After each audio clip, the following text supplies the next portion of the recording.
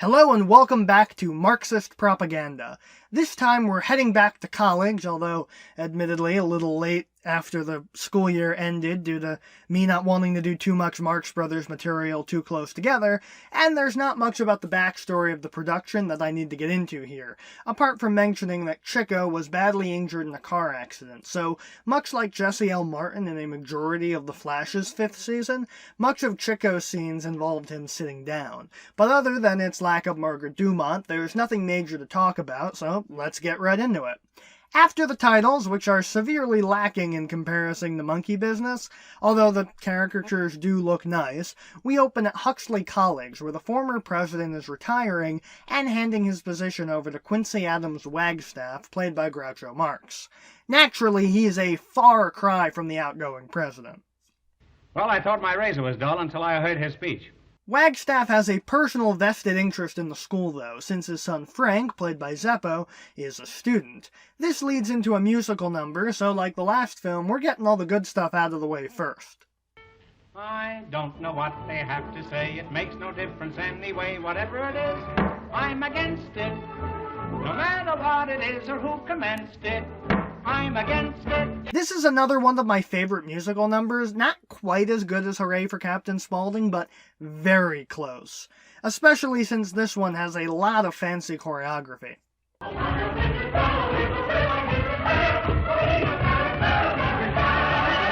Zeppo even gets a verse.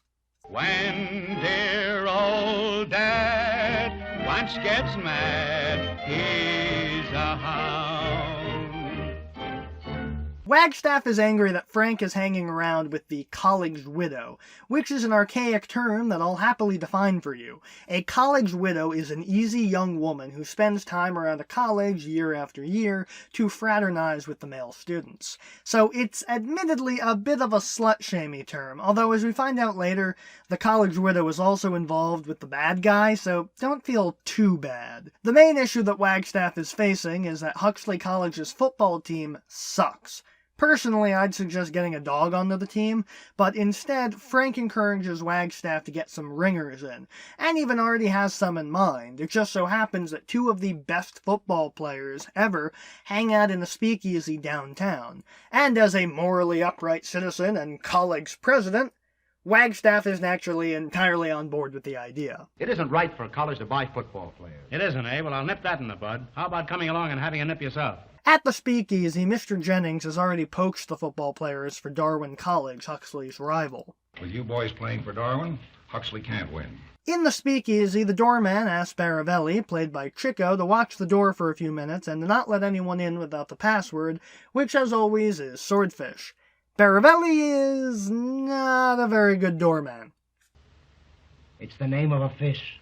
This is naturally, in case you haven't figured it out, the wordplay scene, again done fairly early on. Is it Sturgeon? Hey, you crazy. Sturgeon, he's a doctor who cuts you open when you're sick. I got it. Haddock. That's so funny. I got a headache, too. What do you take for a haddock? Well, now, sometimes I take aspirin, or sometimes I take a calomel. Baravelli lets it slip, and Wagstaff pulls a Bugs Bunny and swaps places with him, and then locks both of them outside in classic slapstick fashion. While that's going on, Pinky, played by Harpo, is busy being a dog catcher, but takes a break to get a drink, and we get another really good Harpo scene. Hey, buddy, could you help me out? I'd like to get a cup of coffee. In fact, he gets a few really good scenes. Cut the cards.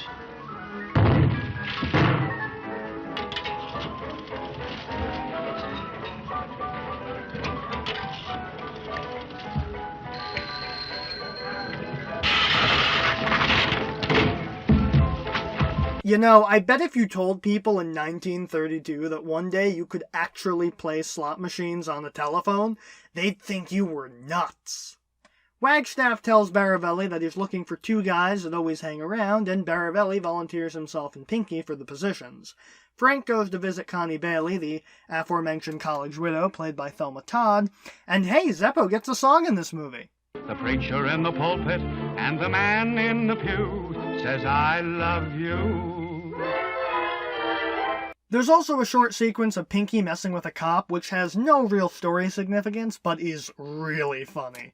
In Wagstaff's office, he first decides to handle the college widow situation, and then convinces Baravelli to enroll, but what really strikes me about this scene is the clip that Pinky does to the books on the shelf.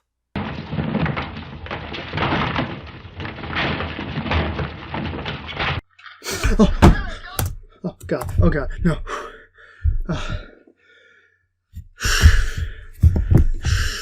It's okay. You know, I never thought I'd ever have use for that clip again. Essentially, the film is a standard college movie, the goal being for the hero's football team to trounce their rivals. But with the Marx Brothers involved, it's far more endearing than any typical fare of the genre. Being a college movie, of course, we need to show the academic process, as the Marx's crash biology lecture hosted by Robert Grieg, who of course was Hives 2 movies ago in Animal Crackers. Truthfully, the scene plays out a lot like I'd imagine it went in Professor Arturo's class, when Quinn's double came in to call Arturo a pompous windbag. Of course, you are all familiar with the symptoms of cirrhosis. Sure. So roses are red, so violets are blue, so sugar is sweet, so are you. Of course, chaos is always close behind the Marxes. I'm sure my students will bear me out. We bear you out. Wagstaff takes over the class to teach, but while his biology is spotty, it truly is a masterclass in comedy. Now then, baboons, what is a corpuscle? That's easy. First as a captain, then as a lieutenant, then as a corpuscle. Now take this point, for instance. That reminds me, I haven't seen my son all day. And a masterclass in breaking the laws of physics, apparently. Young man, as you grow older, you'll find you can't burn the candle at both ends. Harpo really is the textbook definition of tall child, isn't he? And what classroom scene would be complete without spitballs? There is ever present a group of white phagocytes. Connie Bailey speaks to Mr. Jennings, who explains how important it is that Huxley loses the big game, and how Connie was only supposed to string Frank along and not get involved. After Jennings leaves and Frank arrives and then leaves, Wagstaff shows up to tell Connie to leave Frank alone. Wagstaff sends Frank away before Wagstaff stays behind so he can tell Connie exactly what he thinks of her. But of course Baravelli shows up to ruin everything. Naturally, the room becomes very lively during their encounter. This must be the main highway. Jennings returns, and Wagstaff and Baravelli have to think on their feet. What are you doing here? Why, me? I'm the music teacher. I give her singing lessons. Since when are you taking singing lessons? Since you came in. What are you doing here? I'm the plumber. I'm just hanging around in case something goes wrong with our pipes. That's the first time I've used that joke in 20 years. Baravelli gets his piano in and gets a really good song. Every time the cow says moo, she's a-making the bull feel very happy too. And the rooster, when he holler, cock-a-doodly-doodly-doo, says, I love you. Groucho even finds the fourth wall again. I've got to stay here. But there's no reason why you folks shouldn't go out into the lobby till this thing blows over. You know, I could really go for a popcorn and a large soda right now. Jennings kicks the two of them out, and we head into the locker room, and Frank tells Wagstaff that he's got the wrong football players. Wagstaff enlists the help of Baravelli to kidnap the ringers, and we get another banter scene. What kind of a car have you got? Oh, I don't got a car. I just got a chauffeur. Well, maybe I'm crazy, but when you have a chauffeur, aren't you supposed to have a car? Well, I had one. But you see, it cost too much money to keep a car on the chauffeur, so I sold the car. Jennings tries to enlist the help of Baravelli to steal the signals from Huxley, but Baravelli still makes a neat profit after selling Jennings back his own signals. Pinky has his harp scene.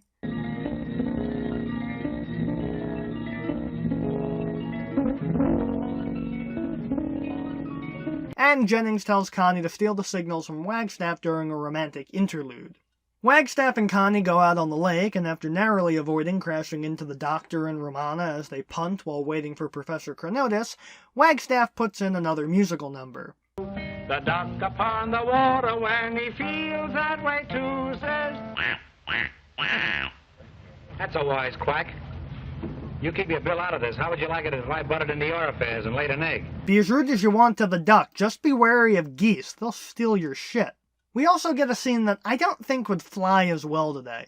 If Vicky baby don't learn about the football signals, Vicky's baby gonna cry. If Icky girl keep on talking that way, big strong man's gonna kick all our teeth right down her throat. In fairness, only one actress could make that voice work, and she doesn't show up until the last film in their filmography. And the scene on the boat ends with a hilarious scene featuring a great visual gag. Throw me the lifesaver. The lifesaver. Oh, Professor Wagstaff, please hurry, Professor. Baravelli and Pinky head inside to kidnap the ringers, but naturally Jennings has already given them the heads up. And just like the last film, we get another successor to the flash gag from Animal Crackers. The place. Now how are we going to catch them? Oh, that's for catching flies. Baseball players catch flies. We look for football players. You bring the tools? You got the shovel, the axe, and the pick? Where's the pick? No, that's no pick. The football players make short work of Baravelli and Pinky and chase them throughout the building, eventually locking them in a room. Also, I just love how Pinky's hat says kidnapper on it. Branding is important, folks. Baravelli and Pinky pull another Bugs Bunny and fall through the floor, for all the good it does them, because they land right on top of the football ringers. They disrobe Baravelli and Pinky, taking their clothes with them, as they head out to the game. Baravelli and Pinky escape the room by pulling the same saw through the floor trick and head out to the game, arriving by chariot.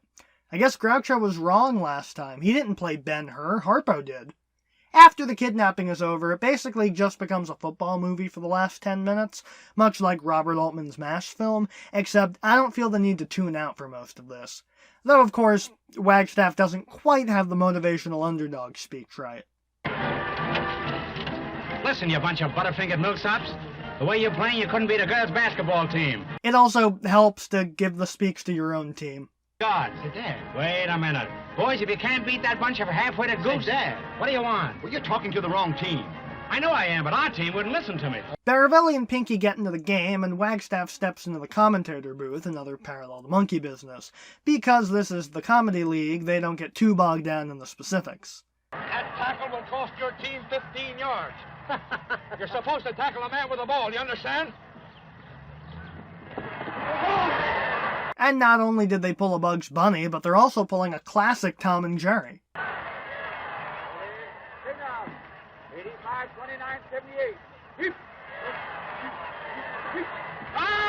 Though, given the year that this was made in and the debut of those other characters, technically Bugs, Tom, and Jerry pulled Marx Brothers. Through some ingenious playing and a very long bungee cord, Pinky begins to turn the tide of the game, eventually winning the game for Huxley using the chariot and several game balls. And the film ends, somewhat rushedly, with Wagstaff, Baravelli, and Pinky dogpiling on Connie during a wedding ceremony. What's my verdict?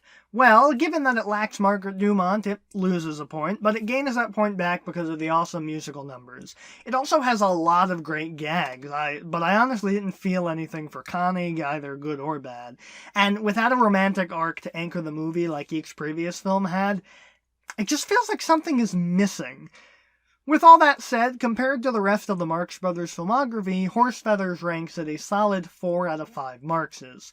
Not their greatest outing, but definitely above average. And unlike the Coconuts, I didn't much mind watching it a second time, and unlike Monkey Business, Thelma Todd stuck around till the end of the film. If I had one complaint, it's that the antagonists, Jennings, the Ringers, Connie Bailey, they're not punished like the previous films have done with their antagonists. So maybe that's what was missing. A satisfying denouement.